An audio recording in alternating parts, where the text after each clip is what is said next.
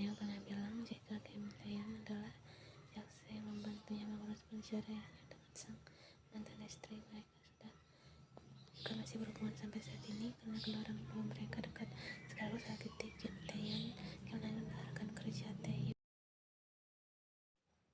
Jimin pernah berkata saat dirinya dan Ian sedang makan siang bersama lusa lalu jika pria itu sangat mengagumi sosok sang senior di kejaksaan yang bernama Taeyong dan cantik. Wanita itu juga sangat cerdas. Ini sebuah kebetulan atau takdir? Singkat cerita, Ian ingin membeli latte kesukaannya di kafe dekat penthouse Taeyong sebelum dia menjemput Jasper dari sekolah, dan Ian dipertemukan dengan Jimin dan Taeyong yang sedang menghabiskan waktu bersama di kafe itu.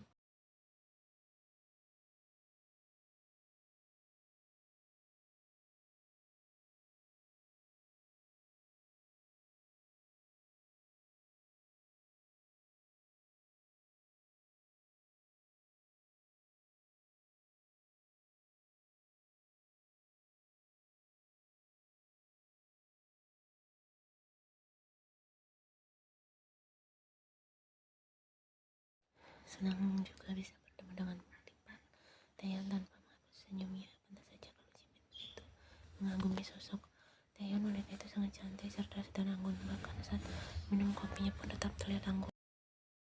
Taeyong itu siapa? Pertanyaan itu datang dari Jimin. Dirinya tak mengetahui sosok yang sedang dua perempuan di hadapannya ini maksud. Dia adalah mantan klienku dan juga calon suami Ian. Kau tak tahu, kukira kau dan Ian cukup dekat, jawab Taeyong santai. Ian tersedak hatinya sendiri. Dia tidak menyangka kalau Taeyong akan menjawab seperti tadi.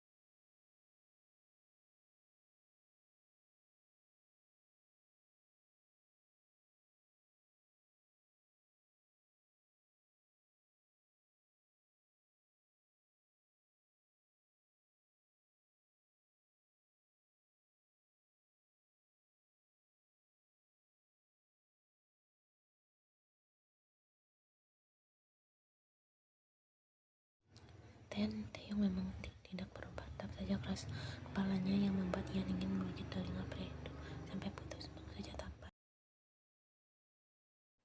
Pada akhirnya Jimin berkata di ujung perdebatan mereka, dia memperlakukanmu dengan baik. Tetap saja kau harus berhati-hati dengannya, siapa tahu ada udang di balik batu. Sialnya Ian terus memikirkan perkataan pria itu sepanjang hari.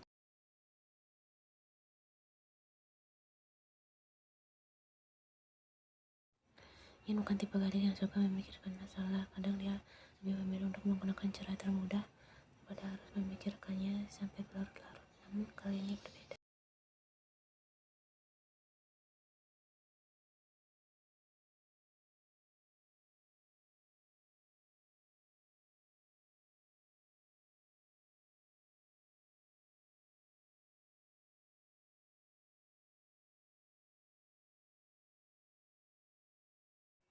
Bagaimana bisa? Ian sangat panik.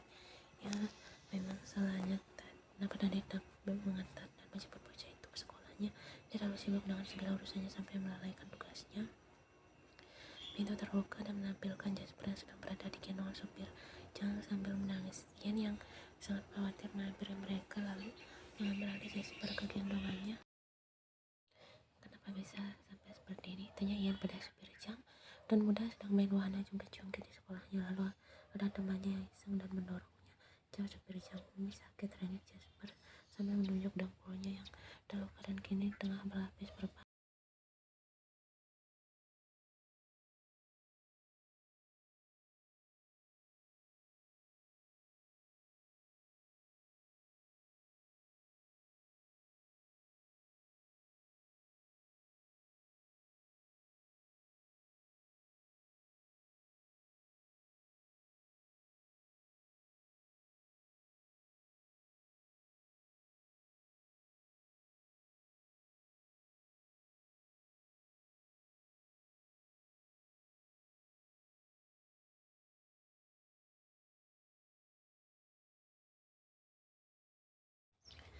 Insiden tadi siang membuat Jasper manja pada Ian. Bocah itu tidak mau ditinggal barang sedikit pun olehnya. Contohnya seperti makan malam tadi. Jasper yang biasanya makan sendiri malah meminta, aku merindukan Dedi, ujar Jasper ketika sedang mengotak-atik ponsel Ian di sofa ruang tengah. Ian yang duduk di samping bocah itu pun langsung menawarkan, kita bisa video call bersama kalau kau ingin. Ian mana langsung disambut tangguhkan oleh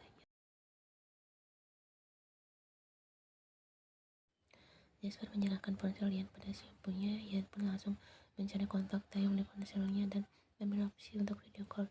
Setelah beberapa menit, Taeyong mengangkat panggilan video call tersebut, yang mana membuat Ian terkejut karena layar ponselnya menampilkan wajah Taeyong. Dia pun langsung memberikan ponselnya pada Jasper.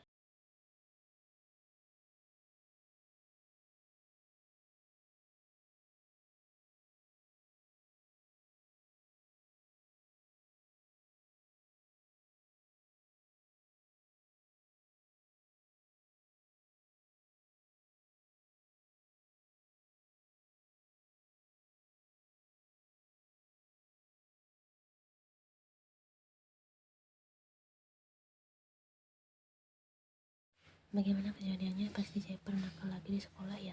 Jasper menghilang, aku tidak nakal. Tadi ada teman aku yang nakal dan mendorong sampai terjatuh. Timpalnya, suaranya seperti sedang menahan tangis. Ya sudah, yang penting sekarang Jasper sudah tidak apa-apa, katanya. Jasper pria sejati, tapi malah menangis. Setelah Daddy pulang, Daddy janji akan membelikan Jasper mainan baru.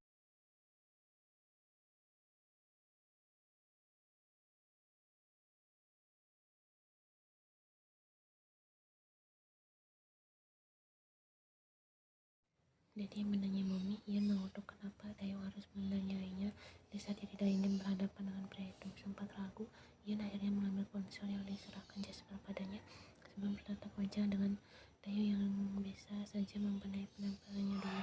Tapi dia bukan gadis yang suka cari muka. Apa adanya lebih baik.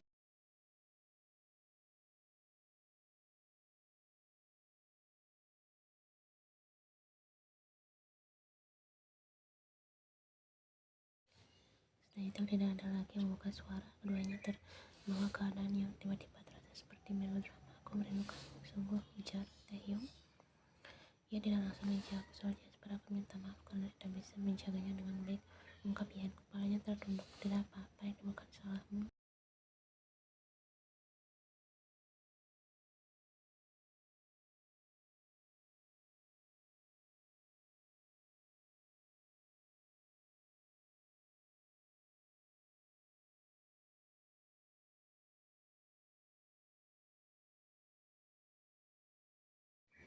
Kenapa Theo harus membahas itu kan di saat-saat seperti ini? Jika dia sangat Jasper masih ada di sampingnya, hanya saja fokus bocah itu tertarik pada mainan Riku yang sedang dia mainkan.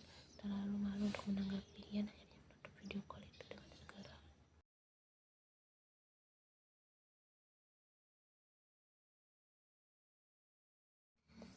Hari ini adalah hari Sabtu. Biasanya Ian akan melakukan yoga untuk menstabilkan tubuhnya. Setelah seminggu beraktivitas, di hadapannya tersaji pemandangan segar kota Seoul ketika pukul masih. Setelah yoga, Ian harus pun berjalan menuju kulkas untuk mengambil sebotol air dingin. Saat itu juga pintu penthouse Taeyong terbuka. Ian awalnya takjub, namun dia merasa ada yang aneh. Jadi dia berbalik dan beronjak kaget ketika mendapati Taeyong sedang tersenyum padanya dari jarak 2 meter depan.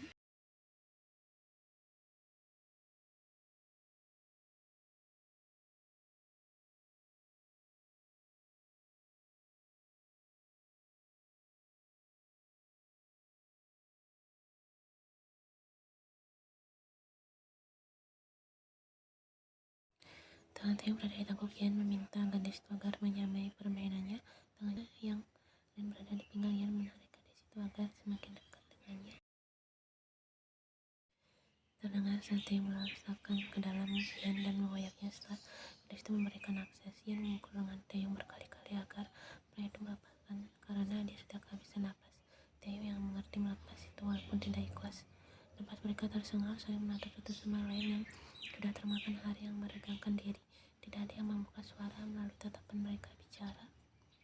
Tangan Taeyong menangkap wajah Ian, mencium kening gadis itu dengan penuh perhitungan, lalu memeluk Ian dengan posesif seakan tidak ada lagi hari yang untuk melakukannya.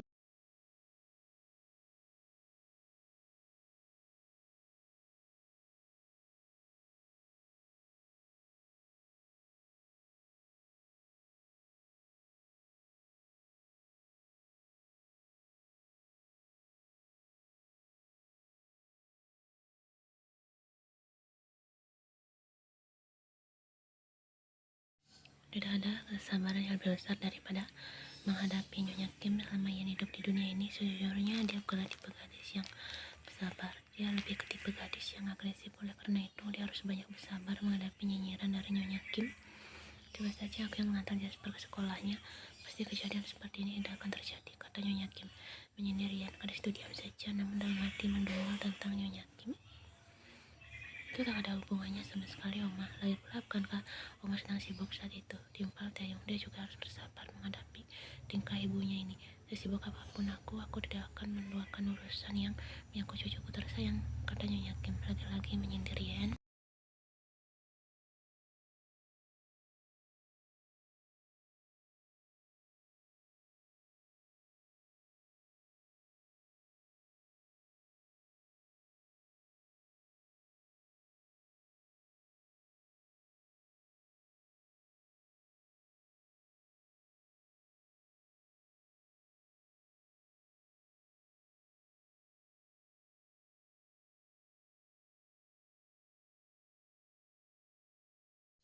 Raymond tak percaya pada Mumi. Mumi itu orang baik. Bila Jasper setelah turun dari gendongan sang kakak dan melangkah menghampiri Ian, ini bukan salah Mumi, ini itu salah temannya Jasper. Lanjutnya, tentu saja perkataan bodoh berumur 5 tahun itu membuat Ian mendengarnya terkejut. Terlebih lagi ia tak percaya kalau Jasper akan membelanya.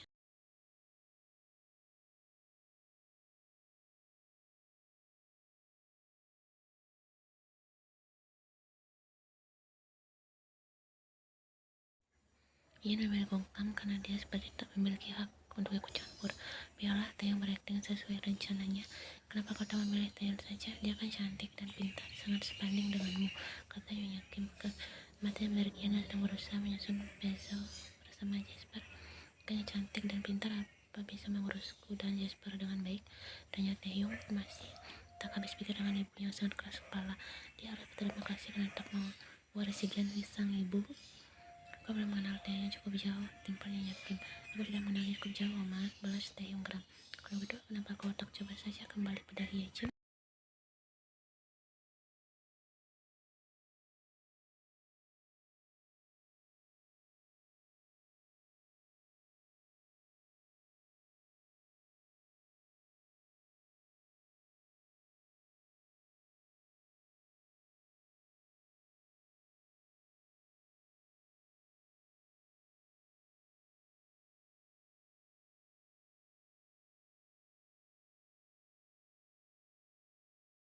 Memangnya kenapa Hyejin lebih baik dari Ian? Lebih baik apanya? Yakin tersentak baru kali ini dia mendapat penolakan dari putranya itu. Sudah cukup, Taeyong benar-benar tidak habis pikir dengan ibunya sendiri. Apakah dia lupa ingatan atau memang tak sadarkan diri saat Hyejin mencampakkannya dan mengkhianatinya begitu saja?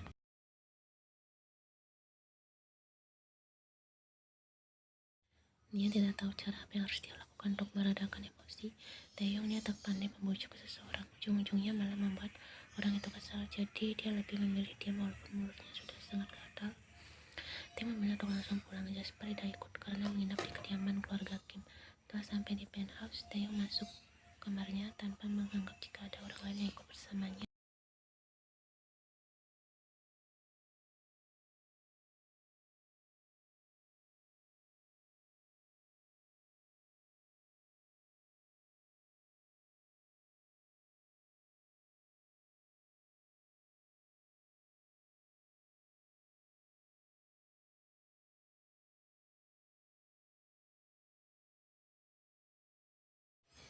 Kenapa hari ini aku sangat sial sekali, rotuk Ian ketika dia baru saja memutar keran untuk air panas, tapi airnya tak keluar.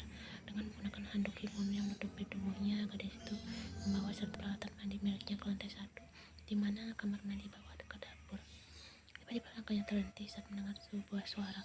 Awalnya gadis itu tak yakin dengan apa yang dia dengar barusan. Alih-alih mengabaikan, Ian malah penasaran dan memilih untuk mendatangi di mana suara itu berasal.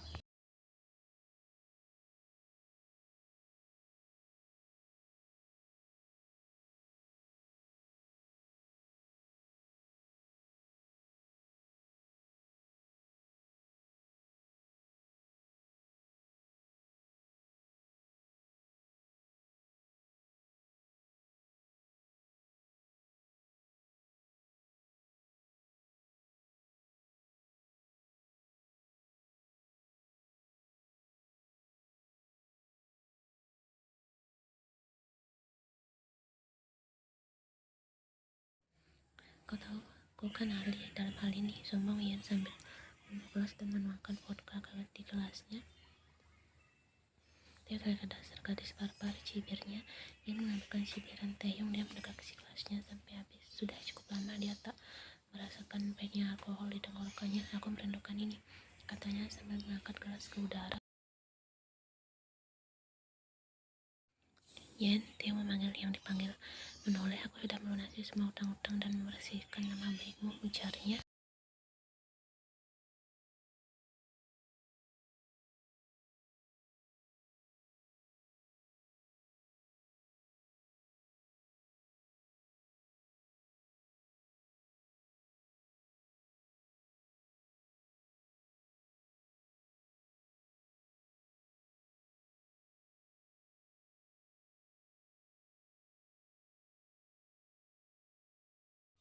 Kalaupun ada, bagaimana dan kapan kau melakukannya? Ian masih tak percaya. Itu tak penting, bagimu memang tidak penting. Ia tidak sempat melanjutkan perkataannya karena Tiang yang membuka mulutnya menggunakan mulut pria itu. Dia menegak dan terkejut, bisa bernapas lega setelah Tiang melepaskan ciumannya. Aku membutuhkan malam ini, bisik Taeyong di telinga yang membuat wanita itu berkedip percaya dengan perjanjian kita. Lanjutnya langsung menyerang Ian Raku. Taeyong mulai bergerak, tangannya juga tidak tinggal diam. Berhadapan dengan Ian bukanlah hal mudah baginya. Ian tak menolak, juga tidak membalas setiap yang Taeyong berikan. Dia masih terlihat syok walaupun mulai menerima. Saat pria itu mengingat, refleks dia membuka karena terkejut.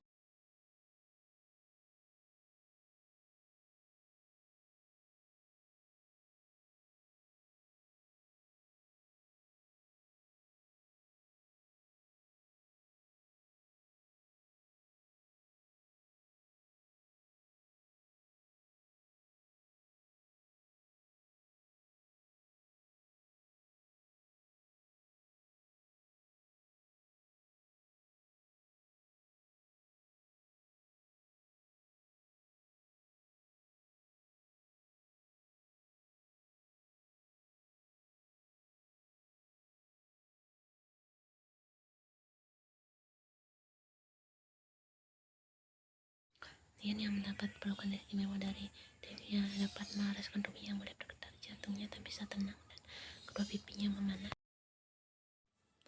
Aku harap kau sudah siap, ujar Taeyong sambil menggendong Ian Hala yang sempat memaki. Dia refleks mengalungkan tangannya di leher Taeyong karena takut terjatuh. Dia menyaringnya melihat reaksi Ian. Dia kira gadis itu sangat menggemaskan saat terkejut.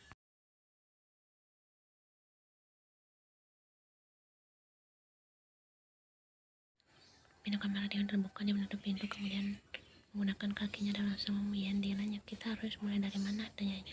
Tampaknya dibuat semenggoda mungkin. Ian membuang muka malu dan perkataan Taeyong barusan. Sungguh jantung gadis itu tidak mau berdetak dengan normal sekarang.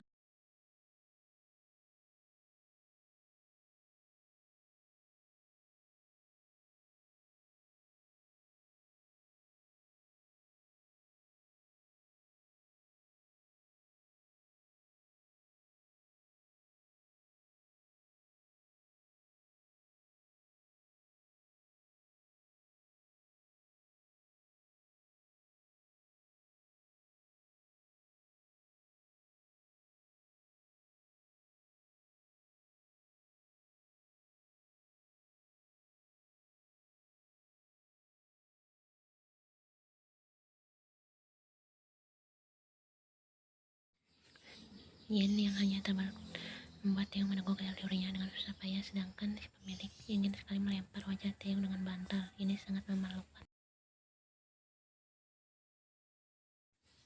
Taeyong memandang Ian dengan penuh. Ia sudah tidak peduli dengan taruhan gila yang dulu dibuatnya. Toh ia sendiri mengingkari dan siap mengaku kalah.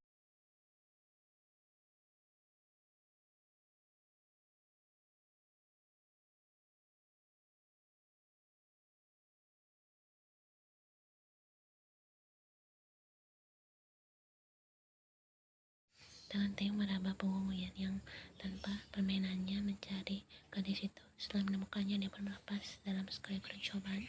Benar-benar ahli dalam hal seperti ini. Dia membuang Ian ke lantai. Dia menyudahi permainannya, napasnya memburu bersamaan dengan Ian.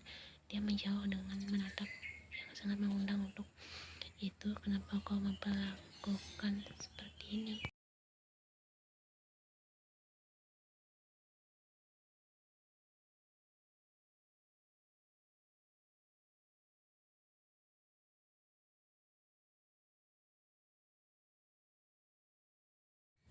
Di satu sisi Taeyong juga memperlakukannya seperti gadis yang bisa di kapan saja, jujur saja itu membuat hatinya sakit.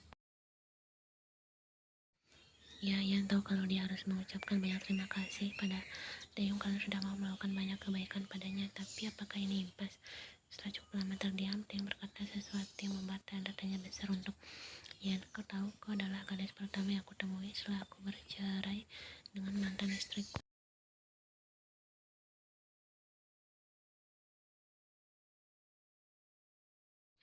Theo beranjak dari tubuhnya gadis itu langsung menutupi menggunakan selimut. Dia mengambil si gadis dan duduk di sisi ranjang. Maaf, aku melakukan ini di luar kendaliku, ujarnya sambil menyerahkan tersebut.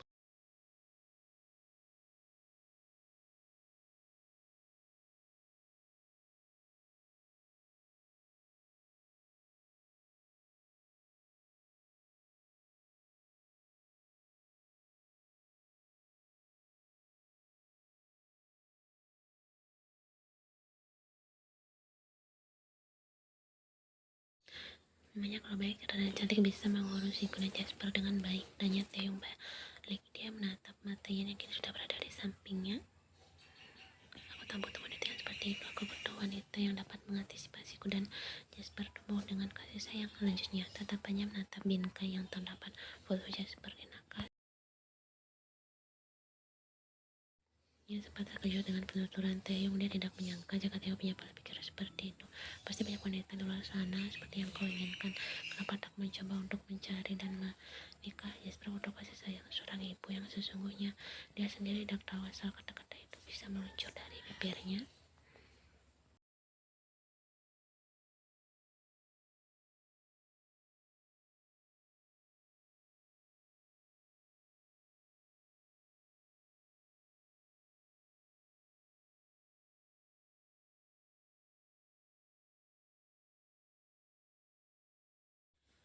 Taeyong tertawa mendengar perkataan gadis itu. Dia beranjak untuk memuji kamar mandi sambil berkata, aku bisa memberikanmu $40 jika kau mau.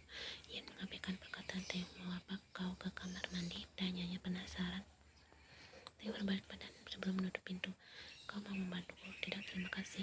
Ian yakin 99% kalau Taeyong memang belum sadar sepenuhnya atau otak pria itu yang kelewat.